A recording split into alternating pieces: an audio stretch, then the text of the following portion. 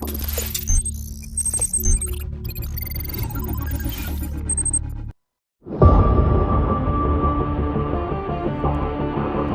compact SUV segment in India has largely been dominated by the Koreans, and recently some Europeans too joined the party. The Japanese though were missing from the action for the longest time, but that has now changed. Two new and already popular cars in the ultra-competitive compact SUV space, the Maruti Suzuki Grand Vitara and the Toyota Urban Cruiser HyRyder. And while both these cars share similarities, they also have key differences, and today we are going to help you make a wiser decision. So strong hybrid, mild hybrid, manual, automatic, all-wheel drive, lots to choose from, and of course Maruti Suzuki or Toyota. Well, we have lots to cover, and before we start, don't forget to subscribe to the channel and hit the bell icon so that you are always notified with Car and Bikes works.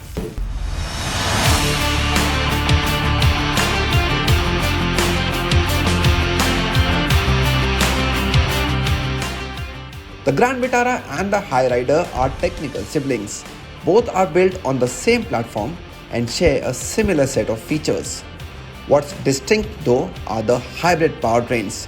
The two compact SUVs share the 1.5-litre unit coupled with either Maruti's mild hybrid or Toyota's strong hybrid system. Maruti offers its contender in 10 trims, while Toyota brings in an additional trim. And it is the latter that benefits here with an extra trim available as a base option when it comes to strong hybrid. It is more than 2 lakh rupees less than the base trim on the Grand Vitara strong hybrid, though the feature list is shorter too. All other variants are almost identically priced. The mild hybrids alone come in 8 trims, 5 manuals, 1 all-wheel drive and the rest are automatics. Here, Maruti Suzuki has played to its strength with a substantial difference variant to variant.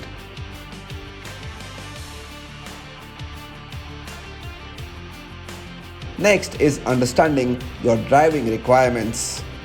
And now when we speak about the drivability, the driving experience of the car, of course it is no strong hybrid, so that power output is of course lower in the mild hybrid version, but that's also because the car is tuned more towards comfort and enjoying your drives, be it in the city or on the highways. Of course the fuel efficiency is going to be a major factor, but when you compare it with the other cars in the segment that are petrol driven or diesel driven, the mild hybrid still gives you a very sensible and viable option.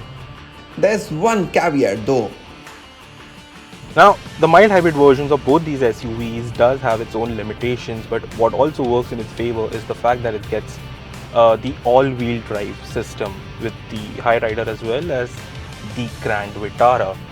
But it also has its own set of limitations. That is very surprising because you only get this system paired to a manual transmission and only with the mild hybrid version. So the strong hybrid doesn't get it. Neither do you get an automatic transmission for this, and that's something that I think the manufacturer has missed on, and the availability of these options could have probably worked extremely well in the company's favor. Then there's the presence of paddle shifters here. Paddle shifters also are a great addition, although they're available only on the automatic in the mild hybrid. The strong hybrid version is Toyota's gift to the segment. It's got ample output, it's quicker off the mark, but more importantly, it offers a claimed range of more than 1200 kilometers on a single tank.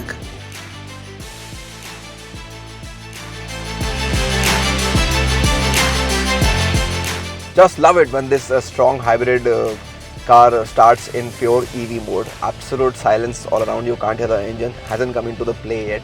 So you get that feeling that you're driving a clean car. That's fun. And of course, on batteries alone, the car can run for as far as 25 kilometers.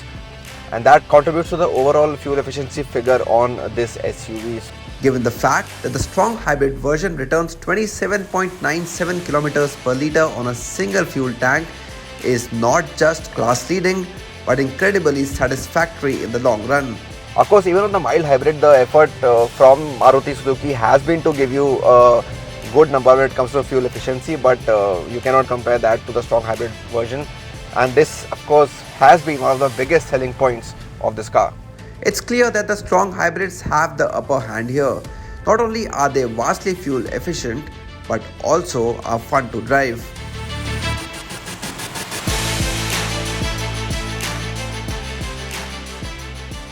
Inside, the cabins look largely the same.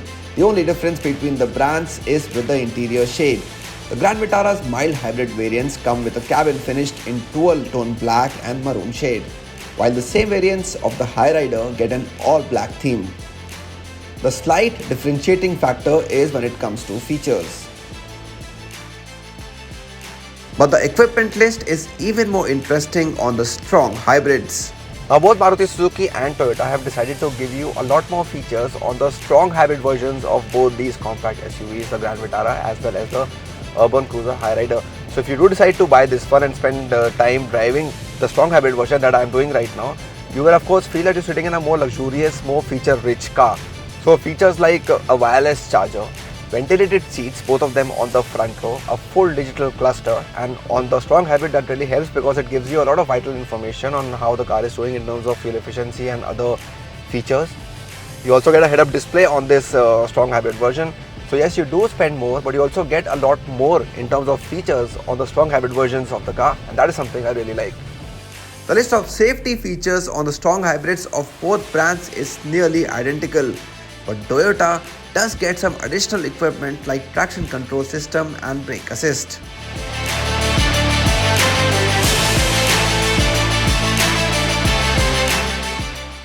So I'll tell you what I like about the strong hybrid version of these compact SUVs. Well, for one, you get more power, you get a good torque as well.